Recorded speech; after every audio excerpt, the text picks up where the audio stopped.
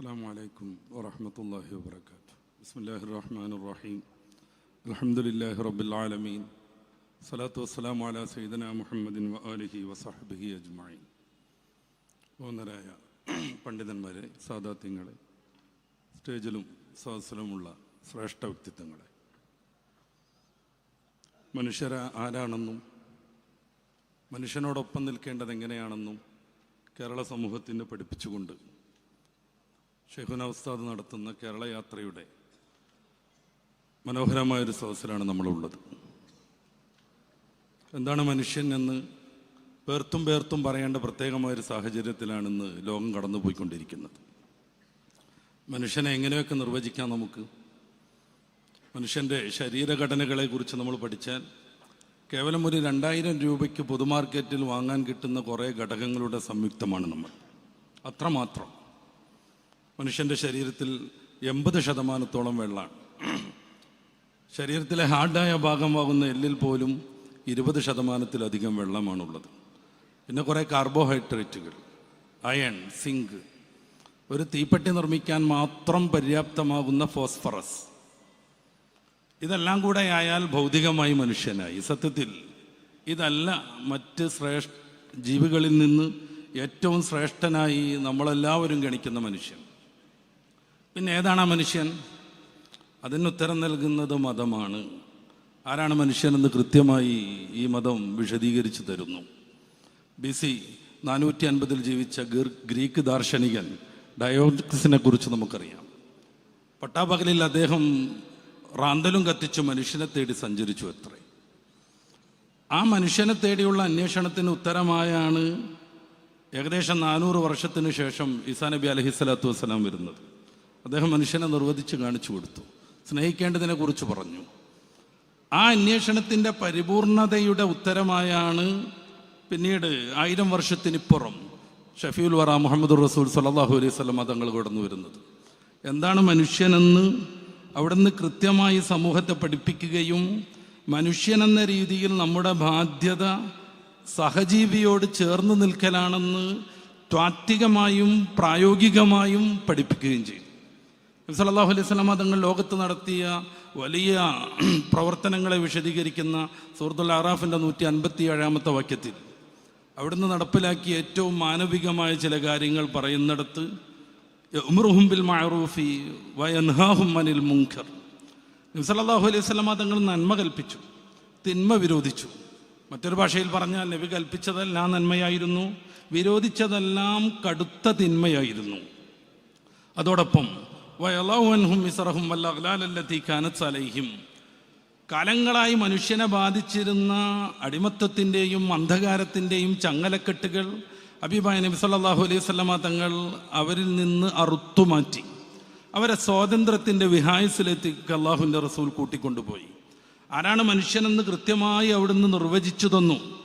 ഇന്ന് മനുഷ്യനെ തേടി കൂടുതൽ കൂടുതൽ അന്വേഷണം നടത്തേണ്ടതും റാന്തലും ചൂട്ടും പിടിച്ച് നാട് നീളെ തുരുതുരാ നടക്കേണ്ടതുമായ പ്രത്യേകമായൊരു കാലഘട്ടത്തിലാണ് നമ്മളുള്ളത്. അതുകൊണ്ട് തന്നെ മനുഷ്യബന്ധങ്ങൾക്ക് പ്രാധാന്യം നൽകാൻ സമൂഹത്തിന് സാധിക്കാത്ത വളരെ ദുർഘടമായൊരു ദശാസന്ധി കടന്നുപോയിക്കൊണ്ടിരിക്കുന്നു. നമ്മൾ അമ്മയെക്കുറിച്ച് അറിയില്ല, ആരാണ് പിതാവെന്നറിയില്ല, പിതാവിനെയും മാതാവിനെയും എങ്ങനെ മാനിക്കണമെന്നറിയില്ല, സ്വന്തം മകളെയും സഹോദരിയെയും മാതാവിനെയും ഏർപ്പെടുന്ന അവരുമായി ലൈംഗിക ബന്ധത്തിൽ ഏർപ്പെടുന്ന ഇൻസിസ്റ്റ് പോലും ന്യായീകരിക്കാനും അത് ഏറ്റവും നല്ല പ്രകൃതിപരവും സാമൂഹികമായി ഗുണപ്രദവുമാണെന്ന് ചർച്ച ചെയ്യാനും നമ്മുടെ സാംസ്കാരികമായി അത്യുന്നതി പ്രാപിച്ചു നിൽക്കുന്ന കേരളത്തിൽ യോഗങ്ങൾ നടക്കുന്നു. അതിശക്തമായ രീതിയിൽ വ്യവസ്ഥാപിതമായ സംഘടനാ പ്രവർത്തനങ്ങൾ നടന്നുകൊണ്ടിരിക്കുന്നു. ഇവിടെ ഒന്നും അവസാനിക്കുന്നില്ല. മനുഷ്യനെ ഭ്രാന്തനാക്കുന്ന മയക്കുമരുന്നുകളുടെയും മദ്യത്തിൻ്റെയും കുത്തൊഴുക്കാണ് കേരളത്തിൽ. ഈ ഡിസംബർ 25-ന് 333 കോടി രൂപയ്ക്കാണ് കേരളക്കാരൻ മദ്യം കുടിച്ചത്. അതിൻ്റെ തൊട്ട് തലേന്നാൾ ഡിസംബർ 24-ന് 248 കോടി രൂപയ്ക്ക് മനുഷ്യൻ കേരളക്കാരൻ മദ്യം കുടിച്ചു. 2 ദിവസത്തെ മദ്യം കുടിച്ചതിൻ്റെ കണക്ക് ഏകദേശം 600 കോടിയോളം വരും. ഗവൺമെൻറ് ഔദ്യോഗികമായി ബീവറേജസ് കോർപ്പറേഷൻ വഴി വിതരണം ചെയ്യുന്ന മദ്യത്തിൻ്റെ കണക്കാണിത്. നാട്ടിൽ സുലഭമായി ലഭ്യമാകുന്ന മൂലവെട്ടിയോ ആനമാക്കിയോ അതിൽപ്പെടില്ലേ? അതിനപ്പുറം നിരവധിയായ മയക്കുമരുന്നുകൾ, വ്യാപകമായി ലഭ്യമാകുന്ന 11-ലധികം മയക്കുമരുന്നുകൾ കേരളത്തിൽ അന്നും അതിൻ്റെ തലേനാളും എത്ര ചെലവഴിക്കപ്പെട്ടു എന്നത് ഈ ലിസ്റ്റിൽ പെടുന്നേയില്ല. നമ്മുടെ ഏറ്റവും പ്രധാനപ്പെട്ട ഭക്ഷണമാകുന്ന അരിക്ക് കേരളക്കാരൻ ഉപയോഗപ്പെടുത്തുന്ന സമ്പത്തിൻ്റെ 100-ലധികം ഇരട്ടി മദ്യത്തിന് ചെലവഴിക്കുന്നു എന്ന് പറയുമ്പോൾ നമ്മുടെ നാട്ടിൽ മനുഷ്യൻ ആരാണെന്ന അന്വേഷണത്തിൻ്റെ പ്രസക്തി ഇനിയും കൂടി വരികയാണ്. അധാർമികതയെക്കുറിച്ച് പറഞ്ഞാൽ അത് നിരവധിയായി നമ്മൾ പറയേണ്ടി വരും. കേരളമാണ് വിദ്യാഭ്യാസമില്ലെന്ന് നമ്മൾ പറയുന്ന, തീരെ അക്ഷരജ്ഞാനമില്ലെന്ന് നമ്മൾ പറയുന്ന ഉത്തരേന്ത്യയിലെ, ബീഹാറിലെ, ബംഗാളിലെയൊക്കെ പാവപ്പെട്ട മനുഷ്യരെക്കാളും ആത്മഹത്യയെ അഭയം പ്രാപിക്കുന്നവർ. എത്രത്തോളം എന്ന് വെച്ചാൽ ദേശീയ ശരാശരിയേക്കാളും 4 ഇരട്ടി ആത്മഹത്യ നമ്മുടെ കേരളത്തിൽ നടക്കുന്നുണ്ട്. ഇത് സംബന്ധമായി ആധികാരികമായി പഠിച്ച മുൻ പോലീസ് ഓഫീസർ സിബി മാറ്റുവിൻ്റെ മലയാളികൾ ഇങ്ങനെ മരിക്കണോ എന്ന പുസ്തകം പ്രസിദ്ധമാണ്. അദ്ദേഹം പറഞ്ഞുകൊണ്ടേയിരിക്കുന്നു ആത്മഹത്യയുടെ കണക്കുകൾ. അതെങ്ങനെ സംഭവിക്കുന്നു എന്നതിനെക്കുറിച്ച് അദ്ദേഹം പറയുന്ന ഏതാനും ചില കാര്യങ്ങൾ ഈ സദസ്സിൽ സൂചിപ്പിക്കുന്നത് സംഗതമാണെന്ന് തോന്നുന്നു. ഒന്ന്, ലഹരിയുടെ അമിതമായ ഉപയോഗം. അത് ഗവൺമെൻറ് തലത്തിൽ പ്രോത്സാഹിപ്പിക്കപ്പെടുന്നതുണ്ട്. അത് പാടില്ലെന്ന രീതിയിൽ വിവിധങ്ങളായ പ്രക്ഷോഭങ്ങളും പ്രവർത്തനങ്ങളും പാർട്ടികൾ റിപ്പോർട്ട് ചെയ്യപ്പെട്ട വർഷമാണ് 2025 കഴിഞ്ഞു പോയത്. ഏറ്റവും കൂടുതൽ എയ്ഡ്സ് രോഗികൾ റിപ്പോർട്ട് ചെയ്യപ്പെട്ടു. എത്ര മാരകമാണത്! ഇതുവരെയും മെഡിസിൻ കണ്ടുപിടിക്കാത്ത 10 വർഷം നീണ്ടു നിൽക്കുന്ന ഇഞ്ചിഞ്ചായുള്ള എത്ര മാരകമാണത്! ഇതുവരെയും മെഡിസിൻ കണ്ടുപിടിക്കാത്ത 10 വർഷം നീണ്ടു നിൽക്കുന്ന ഇഞ്ചിഞ്ചായുള്ള മരണമാണ് എയ്ഡ്സ് രോഗം. ശരീരത്തിൻ്റെ എല്ലാവിധ മരണമാണ് എയ്ഡ്സ് രോഗം. ശരീരത്തിൻ്റെ എല്ലാവിധ പ്രതിരോധ ശക്തിയും നശിച്ചു പോകും. പ്രത്യേകിച്ച് ശ്വാസകോശങ്ങളുമായി ബന്ധപ്പെട്ട രോഗങ്ങൾ അടിക്കടി പിടികൂടിക്കൊണ്ടേയിരിക്കും. 10 വർഷം ഇഞ്ചിഞ്ചായി അദ്ദേഹം മരിച്ചുകൊണ്ടിരിക്കും. ഇത് ഏറ്റവും കൂടുതൽ റിപ്പോർട്ട് ചെയ്യപ്പെട്ടത് ഈ കഴിഞ്ഞ വർഷത്തിലാണെന്നത് നമ്മൾ അറിയണം. എന്തുകൊണ്ട് സംഭവിക്കുന്നു? ഞാൻ സിബി മാറ്റുവിനെ തന്നെ ഉദ്ധരിക്കാം. സിബി അദ്ദേഹത്തിൻ്റെ ആത്മഹത്യയെക്കുറിച്ചുള്ള പുസ്തകത്തിൽ അദ്ദേഹം നൽകുന്ന ഒരു സബ് ടൈറ്റിൽ മതം മനുഷ്യനെ മയക്കുന്ന കറുപ്പല്ല എന്നാണ്. പണ്ടങ്ങാണ്ടൊരു പോഴത്തക്കാരൻ അങ്ങനെ പറഞ്ഞിരുന്നു, മതം മനുഷ്യനെ മയക്കുന്ന കറുപ്പാണെന്ന്. ഇദ്ദേഹം പറയുന്നു അങ്ങനെയല്ല. എടുത്ത് തെളിയിക്കുന്നത് ഏറ്റവും കുറവ് കേരളത്തിൽ ആത്മഹത്യ കുറേയൊക്കെ മതം പാലിക്കുന്ന മലപ്പുറത്താണ് എന്നാണ്. അദ്ദേഹത്തിൻ്റെ കയ്യിൽ കൃത്യമായ തെളിവുണ്ടെന്നർത്ഥം. കുറേയൊക്കെ മതം പാലിക്കുന്നത്. ലോകാടിസ്ഥാനത്തിലും അങ്ങനെയാണ് കണക്കുകൾ. ഇസ്ലാമിക ലോകത്താണ് ഏറ്റവും കുറവ് ആത്മഹത്യ. വേൾഡ് ഹാപ്പിനെസ് ഇൻഡെക്സിൽ മുന്നിൽ നിൽക്കുന്ന സ്കാൻഡിനേവിയൻ നാടുകൾ, നോർവേയെ പോലെയുള്ള, സ്വീഡനെ പോലെയുള്ള, ഡെൻമാർക്കിനെ പോലെയുള്ള വേൾഡ് ഹാപ്പിനെസ് ഇൻഡെക്സിൽ അവരാണ് ഏറ്റവും മുന്നിൽ കുറേ കാലങ്ങളായിട്ട്. പക്ഷേ ഏറ്റവും കൂടുതൽ ആത്മഹത്യ നടക്കുന്നതും ഇത്തരം രാജ്യങ്ങളിലാണ്. ഹാപ്പിനെസ് ഇൻഡെക്സിൽ മുന്നിൽ നിൽക്കുന്നവരെങ്ങനെ ആത്മഹത്യയിലേക്ക് പോകുന്നത്? ഈ വൈരുദ്ധ്യത്തെ എങ്ങനെയാണ് നമുക്ക് ന്യായീകരിക്കാൻ പറ്റുക? അതുകൊണ്ടാണ് പരിശുദ്ധ ഇസ്ലാം മനുഷ്യനെ കുറിച്ച് പേർത്തും പറഞ്ഞുകൊണ്ടിരിക്കുന്നത്. വൽ അർള വളഅഹാ ലിൽ അനാം. സൂറത്തുർ റഹ്മാനിന്റെ 10-ാമത്തെ വാക്യം. മനുഷ്യന് വേണ്ടിയാണ് അടിസ്ഥാനപരമായി പ്രകൃതിയെ, ഈ ഭൂമിയെ അള്ളാഹു സംവിധാനിച്ചത്. മറ്റു ജന്തുജാലങ്ങൾക്ക് നൈസർഗികമായി ലഭ്യമാകുന്ന പ്രേരണകൾക്കും ചോദനകൾക്കും അനുസരിച്ചുള്ള ജീവിതം മാത്രമേ കഴിയൂ. അവരുടെ ഭക്ഷണ രീതിയിൽ ഒരു മാറ്റവും വരില്ല. അവരുടെ വീട് നിർമ്മാണത്തിൽ സഹസ്രങ്ങൾക്കിപ്പുറവും ഒരു മാറ്റവും വരില്ല. ജീവിക്കാൻ മാത്രം ഭക്ഷണം കഴിക്കണം. അവരുടെ തലമുറ നിലനിൽക്കാൻ ആവശ്യമായ രീതിയിൽ മാത്രം സെക്സ് നടത്തണം. ഏതോ ഒരു സന്ദർഭത്തിൽ മരണപ്പെട്ടു പോവുകയും വേണം. തീർന്നു അവരുടെ ജന്മം. മനുഷ്യൻ അങ്ങനെയല്ല. നിരന്തരമായി അവൻ ചിന്തിച്ചു കൊണ്ടേയിരിക്കും. സോക്രട്ടീസ് മുതൽ മനുഷ്യനെ നിർവചിക്കുന്നത് തന്നെ ചിന്തിക്കുന്ന മൃഗം എന്നാണ്, ഹോമോസാപ്പിയൻ. ഈ ചിന്ത കൊണ്ട് മനുഷ്യൻ പിന്നെയും പുരോഗതിയിലേക്ക് പോയിക്കൊണ്ടേയിരിക്കും. വാഹനത്തിൻ്റെ, വീടിൻ്റെ, വസ്ത്രത്തിൻ്റെ, ജീവിത നിലവാരത്തിൻ്റെ എല്ലാ വിഷയത്തിലും നമ്മളത് കാണുന്നു, അനുഭവിക്കുന്നു. അതുകൊണ്ട് മനുഷ്യൻ്റെ ചിന്തയ്ക്ക് ചില നിയന്ത്രണങ്ങൾ വേണം. അത് മനുഷ്യനെ സൃഷ്ടിച്ച സൃഷ്ടാവിൽ നിന്ന് അവതീർണമാകണം. അതാണ് മതം. അതുകൊണ്ട് മതം മനുഷ്യപ്പറ്റുള്ള, ഏറ്റവും കൂടുതൽ മനുഷ്യനെ സ്നേഹിക്കുന്ന, സഹായിക്കുന്ന, അവൻ്റെ നാനോന്മുഖമായ പുരോഗതിക്ക് വേണ്ടി എപ്പോഴും നിലകൊണ്ടിരിക്കുന്നു. അത് വിസ്തരിക്കേണ്ടതില്ല. ഞാൻ സംസാരിച്ചുകൊണ്ടിരിക്കുന്നത് കൽപ്പറ്റ നാരായണൻ്റെ നാട്ടിലാണ്. ആശ്വാസം എന്ന പേരിൽ അദ്ദേഹത്തിന് പ്രസിദ്ധമായൊരു കവിതയുണ്ട്. അമ്മ മരിച്ചു, ഇനി ആശ്വാസമായി എന്നും പറഞ്ഞത് തുടങ്ങുന്നത്. ഇനി എനിക്ക് അന്തിപ്പഷ്ണി കിടക്കാം, ആരും സ്വൈരം കെടുത്താൻ വരില്ല എന്ന് അദ്ദേഹം പറയുന്നു. ഇനി എനിക്ക് കിണറിൻ്റെ തിണ്ടിലിരുന്ന് ഉറക്കം തൂങ്ങി പുസ്തകം വായിക്കാം. കിണറിലേക്ക് വീണു പോകുന്നും പറഞ്ഞ് ശല്യപ്പെടുത്തുന്ന ഒരു ആർത്തനാദം എന്നെ ഞെട്ടി ഉണർത്തൂല. ഇനി എനിക്ക് നട്ടപ്പാതിരയ്ക്ക് ടോർച്ചില്ലാതെ നടക്കാം. എന്തുകൊണ്ട്? സർപ്പം തീണ്ടിയിട്ട് രോമകൂപങ്ങളിലൂടെ ബ്ലഡ് വന്ന് മരണപ്പെട്ട അയൽവാസിയെക്കുറിച്ചുള്ള ഭീകരമായ കഥനം ഞാൻ കേൾക്കേണ്ടി വരില്ല എന്നാണ് അമ്മയെ മനോഹരമായി വർണ്ണിച്ചു അദ്ദേഹം.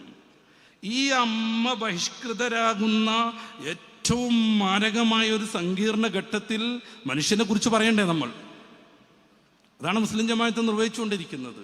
ശൈഖുനാ കാന്തപുരം ഉസ്താദ് പേർത്തും സമൂഹത്തോട് നിരന്തരമായി അത് ഓർമ്മപ്പെടുത്തിക്കൊണ്ടേയിരിക്കുന്നത്, അന്യനെ ഇന്ന് വിശ്വാസമില്ല, അങ്ങോട്ടും ഇങ്ങോട്ടും സ്നേഹമില്ല, ഏത് നിമിഷവും വയലൻ്റാകാൻ മുട്ടി നിൽക്കുന്ന മനുഷ്യരായി ഓരോരുത്തരും മാറുന്നു. ഒന്നും മനസ്സറിഞ്ഞുറങ്ങാൻ പോലും കഴിയില്ല. കേരളത്തിലെ പ്രസിദ്ധ കവിയാകുന്ന ONV കുറുപ്പ്, അദ്ദേഹത്തിന് ശാർങ്ങകപ്പക്ഷികൾ എന്നൊരു കവിതയുണ്ട്. അത് ആരംഭിക്കുന്നത് തന്നെ മനസ്സറിഞ്ഞൊന്നുറങ്ങിയ യാമങ്ങൾ എന്നോ അവസാനിച്ചു പോയി എന്നും പറഞ്ഞിട്ട്. അദ്ദേഹം തുടർന്ന് പറയുന്നു, ഇനി നമ്മുടെ ഒരാളുടെ നിദ്രയ്ക്ക് മറ്റേയാൾ കണ്ണിമ ചിമ്മാതെ കാത്തു നിൽക്കണം. ഇനി നീ ഉറങ്ങുക, ഞാൻ കണ്ണടക്കാതെ കാത്തു നിൽക്കാം എന്നാണ്. ലോകത്ത് പുതിയ കാലഘട്ടത്തിൽ മനുഷ്യന് ജീവിക്കണമെങ്കിൽ മറ്റൊരാൾ കാവൽ നിൽക്കേണ്ട ഗതി. മനസ്സറിഞ്ഞൊന്നുറങ്ങണമെങ്കിൽ ആരെങ്കിലുമൊക്കെ നമ്മൾക്ക് കാവൽ നിൽക്കേണ്ട ദുരന്തം. ഇവിടെയാണ് അള്ളാഹുവിൻ്റെ റസൂൽ ഒരു പഠിപ്പിച്ച മാനവികതയുടെ ദർശനങ്ങളുടെ പ്രസക്തി. ജൂതനാകുന്ന ഒരു ആൾ കൊട്ടേഷൻ സംഘത്തെ നിയോഗിച്ചു. രണ്ടാം ഖലീഫയാകുന്ന ഉമറുൽ ഫാറൂഖ് റളിയല്ലാഹു അൻഹുവിനെ വധിക്കാൻ വേണ്ടി. അദ്ദേഹം പത്തും പതുങ്ങിയും മദീനയിലേക്ക് വന്നു. ആരോടെങ്ങനെയാണ് ഉമറിനെ പരിചയപ്പെടുക എന്ന രീതിയിൽ അദ്ദേഹം ഇങ്ങനെ സംശയിച്ചു നിൽക്കുമ്പോൾ നല്ല തേജസ്വിയായൊരു മനുഷ്യൻ ഈത്തപ്പനയുടെ ഇത്തിരി നീലത്ത് മണൽ കൂട്ടി വെച്ച് തലയിണ നിർമ്മിച്ച് മനോഹരമായി കടന്നുറങ്ങുന്നു. അദ്ദേഹത്തെ മെല്ലെ തട്ടിയുണർത്തിയിട്ട് ഈ കൊട്ടേഷൻ നേതാവ് ചോദിച്ചു, ഈ നാട്ടിലെ ഖലീഫയാകുന്ന ഭരണാധികാരിയാകുന്ന ഉമർ എവിടെയാണ്? സുസ്മരണവദനായി ഉറങ്ങുന്നയാൾ ചോദിച്ചു, എന്തേ കാര്യം? അദ്ദേഹം പറഞ്ഞു, നിങ്ങളോട് പറഞ്ഞിട്ടെന്ത്, ഉമർ എവിടെ? അദ്ദേഹം പറഞ്ഞു, ഞാനാണ് ഉമർ. കൊല്ലാൻ വന്നയാളുടെ കൽബ് പടക്കുന്നു, അദ്ദേഹത്തിൻ്റെ ആയുധം താഴെ വീഴുന്നു. തൻ്റെ രാജാവിനെ കുറിച്ച് അദ്ദേഹം ഓർക്കുന്നു. നിരവധിയായ സൈനികരുടെ കാവലിൽ, നിരവധിയായ സുരക്ഷാ സംവിധാനങ്ങൾക്കിടയിൽ ഒന്നുറങ്ങാൻ പോലും മാനസികമായി കഴിയാതെ നട്ടപ്പാതിരക്ക് മദ്യം സേവിക്കേണ്ടി വരുന്ന എൻ്റെ രാജാവ് എവിടെ?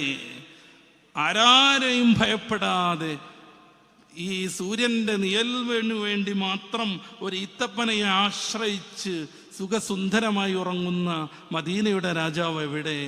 അദ്ദേഹം ഇസ്ലാമിലേക്ക് കടന്നു വരുന്നത് ചരിത്രം. ഹബീബായ റസൂൽ സല്ലല്ലാഹു അലൈഹി വസല്ലം തങ്ങളുടെ വിപ്ലവത്തിൻ്റെ അനുരണനത്തിന് ഒരു ഉദാഹരണം പറഞ്ഞുവെന്നു മാത്രം. ഉറങ്ങാനും സ്നേഹിക്കാനും ജീവിക്കാനും പരമോന്നതിയിലേക്ക് വളർന്നു വരാനും മാനവികതയുടെ കൂടെ സഞ്ചരിച്ചു പരിശുദ്ധ റസൂൽ സല്ലല്ലാഹു അലൈഹി വസല്ലം. മാനവനോട് ചേർന്ന് നിൽക്കുക എന്ന് പറഞ്ഞാൽ എന്താണ്?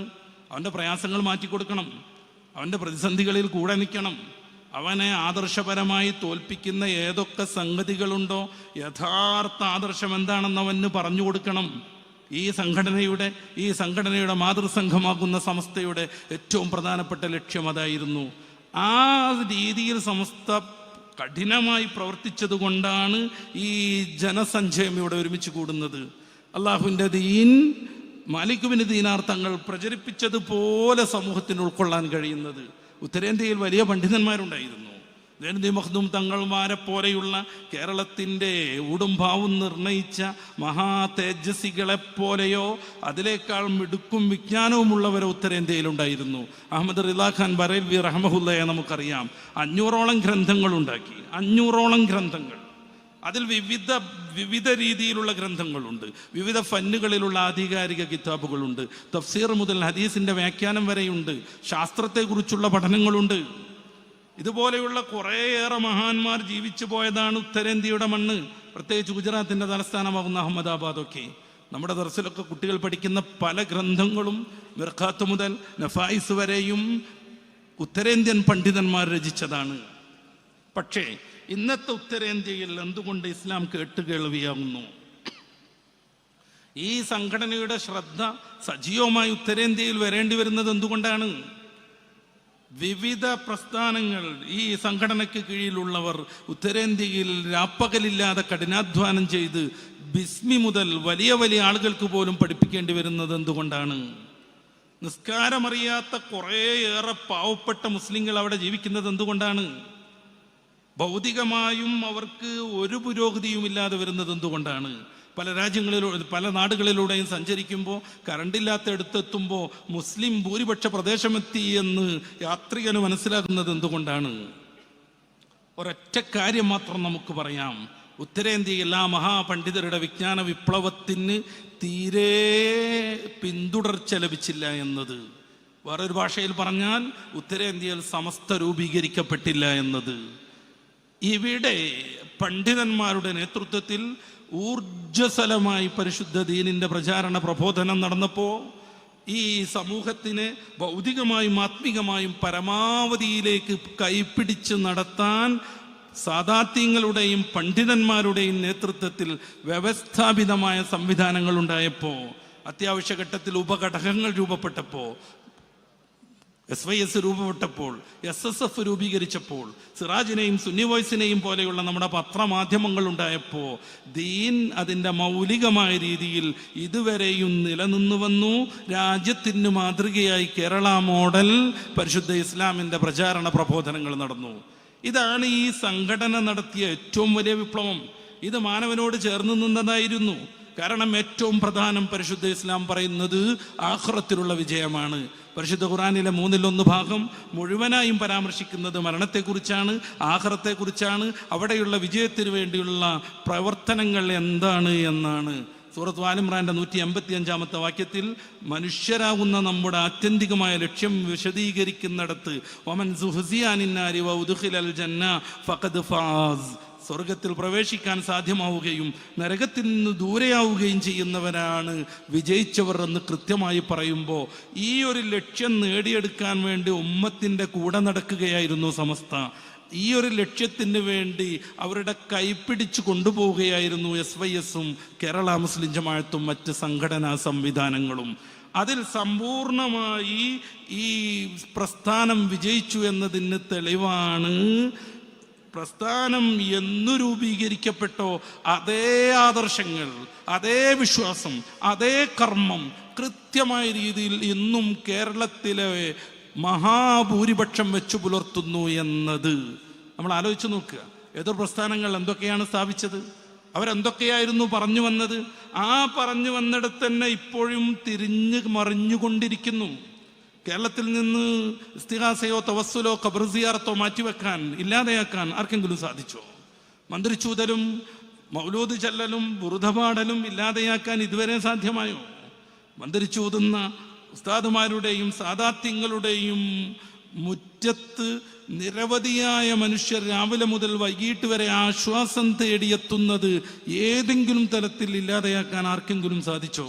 17-ാം അധ്യായം സൂറത്തുൽ ഇസ്രാഇന്റെ 82-ാമത്തെ വാക്യം വനുനസ്സുലു മിനൽ ഖുർആനി മാ ഹുവ ശിഫാ, പരിശുദ്ധ ഖുർആൻ ശിഫാ, ശമനമായി അവതരിക്കുന്നു എന്ന ഈ വചനത്തിൻ്റെ ഉൾസാരം ഉൾക്കൊണ്ട് ആത്മികമായി സമൂഹത്തെ സമുദ്ധരിക്കാനുള്ള ശ്രമം അന്ന് നടന്നതിനേക്കാൾ വ്യാപകമായി ഇന്ന് നടന്നുകൊണ്ടിരിക്കുന്നു.